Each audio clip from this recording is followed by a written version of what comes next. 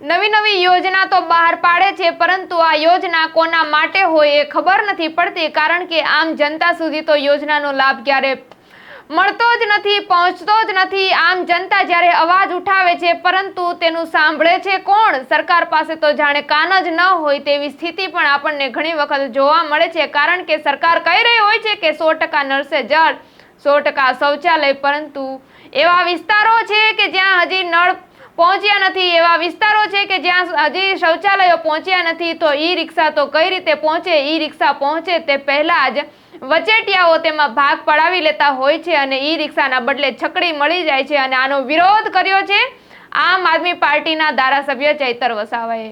શું છે સમગ્ર ઘટના? આવો વિગતે ચર્ચા કરીએ। વૈષ્ણવજન તો તેને કહીએ જે પીડ પરાઈ જાનાને રે। નમસ્કાર, નવજીવન ન્યૂઝ સાથે હું છું અમીષા। સરકાર દરેક યોજના તો બહાર પાડે છે, પરંતુ આ દેખાડો છે કે વાસ્તવિકતા એ ખબર નથી પડી રહી, કારણ કે 100%ના દાવા કરે છે, પરંતુ જ્યારે જનતા સુધી પહોંચે છે ત્યારે તો માત્ર ને માત્ર તેના ટુકડા પહોંચતા હોય તેવું જ લાગી રહ્યું છે। એક કાર્યક્રમમાં જ્યારે ઈ રિક્ષાનું વિતરણ થઈ રહ્યું હતું ત્યારે ત્યાં આમ આદમી પાર્ટીના ધારાસભ્ય ચૈતર વસાવા જાય છે અને ચૈતર વસાવા કહી રહ્યા હોય છે કે ઘન કચરાના નિકાલ માટે ઈ રિક્ષાનું વિતરણ સરકાર દ્વારા કરવામાં આવ્યું હતું, પરંતુ આ ઈ રિક્ષા નાની છકડી તરીકે મળી રહી હતી। આ એવી છકડી મળી રહી હતી કે જે માત્ર મહિનો પણ ચાલે તો ઠીક છે, એ મહિના પહેલા પણ બંધ થઈ જાય।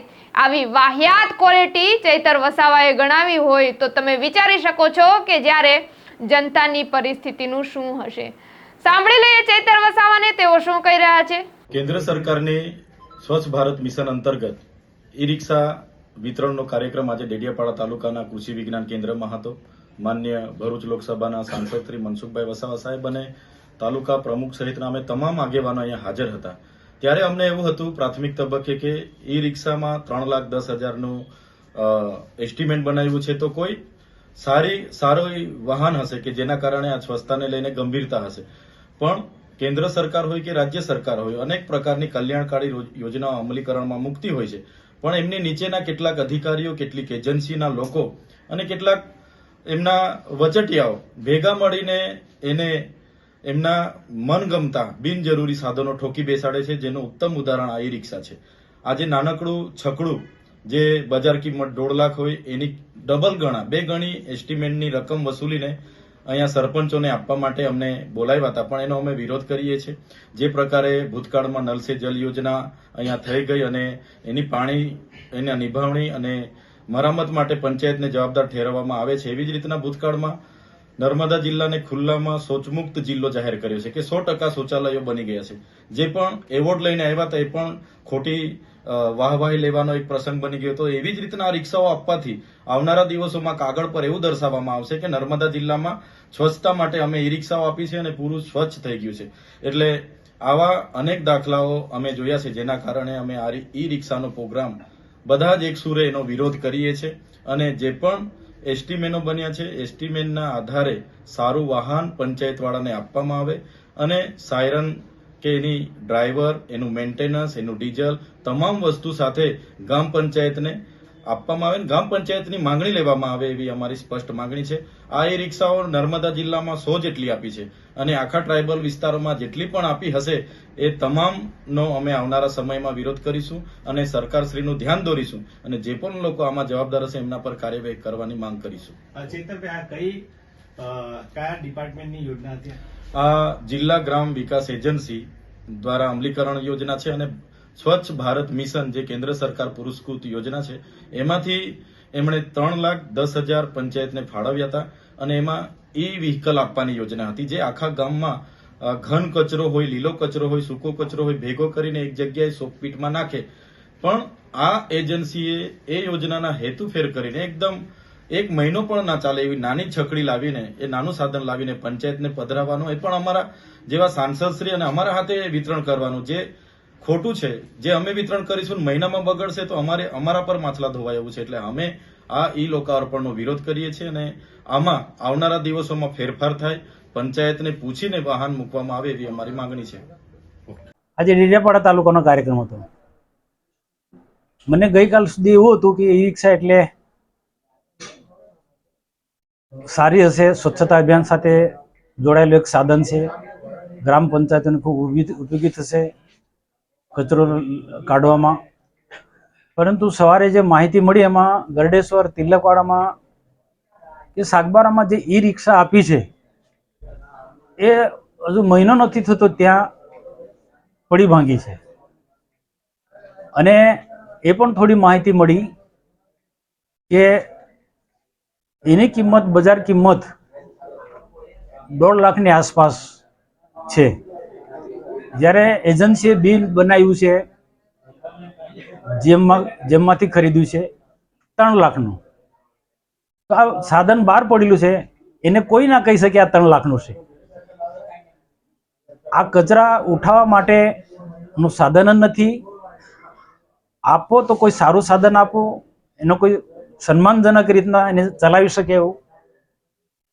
તો આવું તકલાદી સાધન અમે અમારા હાથે આપીએ એ યોગ્ય મન નથી લાગ્યું. એટલે એને મેં નક્કી કર્યું ને ધારાસભ્યશ્રી અને બાકીના તાલુકા પંચાયતના પ્રમુખ છે બધા જ લોકોએ, અમારા આગેવાનોએ, કે આવા તકલાદી સાધનો નથી આપ્યા. જેમ નલ સે જલ યોજના ફેલ ગઈ છે એ જ પ્રકારે આ પ્રકારનો આ સ્વચ્છતા અભિયાન સાથે જોડાયેલ ઈ રિક્ષાનો પણ કાર્ય આ ઈ રિક્ષા છે એ ક્યારેય સક્સેસ નથી જવાની. આ એજન્સી પૈસા કમાવાના ધંધા છે. અને જ્યાં જ્યાં થયા છે ગુજરાતની અંદર, ટ્રાઇબલ વિસ્તારની અંદર, ત્યાં બધા જ આગેવાનોએ, જે પણ કોઈક આગેવાનો હોય, હું નામ ઉલ્લેખ નથી કરતા પદનો, પણ એને આનો વિરોધ કરવો જોઈએ. આ એક ટેવ પડી જશે કે આદિવાસી વિસ્તારમાં ઠોકી બેસાડવાનો. કોઈ પણ તપાસ કરે, કોઈ નિષ્ણાંત માણસોને કે 3 લાખનું છે, 3 લાખ ને 10,000નું આ છે, તો હું એનો ગુલામ થઈ જાઉં. પણ એ નથી. તો આદિવાસી એરિયાની અંદર આવું શા માટે? જેમ ડીસેક ખોટી યોજના ચાલે છે એ જ પ્રકારનો આવી બધી એક પછી યોજના આદિવાસી વિસ્તારના ઉત્થાનના માટે આ રીતના વપરાતી રહેશે, ઉપયોગ થતા રહેશે, તો એનો આદિવાસી એરિયાનો ક્યારેય વિકાસ થવાનો નથી. સ્વચ્છતા સાથે જોડાયેલો મહત્વનો આ એક સાધન છે. આપો તો સારી ક્વોલિટીનો હોવું જોઈએ એવું મારું માનવું છે.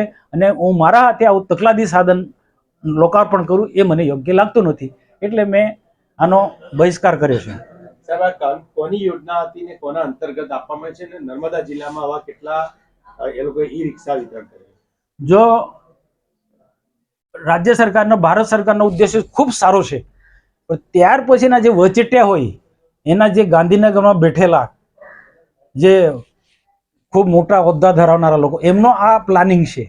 આ એજન્સી સાથે મળી અને જીમમાં આ પ્રકારનો જીમ પદ્ધતિ જ ખોટી છે. તકલાદી સાધનો જીમમાં ખરીદાય છે. તો આ એક પ્રકારનું સેટિંગ છે. અને કે કોણ આદિવાસીને ઠોકી બેસાડવાનું, કોણ બોલવાનું છે? પણ સરકારનો ઉદ્દેશ્ય ખૂબ સારો છે. પ્રધાનમંત્રી શ્રી કે પછી ગુજરાતના માનનીય મુખ્યમંત્રી ભૂપેન્દ્રભાઈ પટેલનો ઉદ્દેશ્ય ખૂબ સારો છે. પણ જે વચેટિયા જે આમાં તાલુકા કે જિલ્લાના કેટલાક અધિકારીઓને પણ આખી હોત નથી. ગાંધીનગરથી ઠોકી બેસાડ્યું છે. આની સાથે જોડાયેલા જે પણ કોઈ અધિકારી હોય, એના આઈએસ અધિકારી હોય કે પછી જે પણ કોઈ હોય. તો આ હતા ચૈતર વસાવા. તમે પણ સાંભળ્યું કે તે યોજનાનો ઇનકાર કરતા દેખાઈ રહ્યા છે, તે ઈ રિક્ષાનો ઇનકાર કરતા દેખાઈ રહ્યા છે. તે સારી ક્વોલિટીની રિક્ષા સરકાર પાસેથી મળે તેવી અપેક્ષા પણ રાખી રહ્યા છે. ત્યારે આ અંગે તમારું શું કહેવું છે? કમેન્ટમાં તમારા પ્રતિભાવો જરૂરથી જણાવજો. પલ-પલની અપડેટ અમે તમારા સુધી લઈને આવતા રહેશું. ત્યાં સુધી નવજીવન ન્યૂઝ લાઈક, શેર અને સબસ્ક્રાઇબ કરવાનું ભૂલતા નહીં.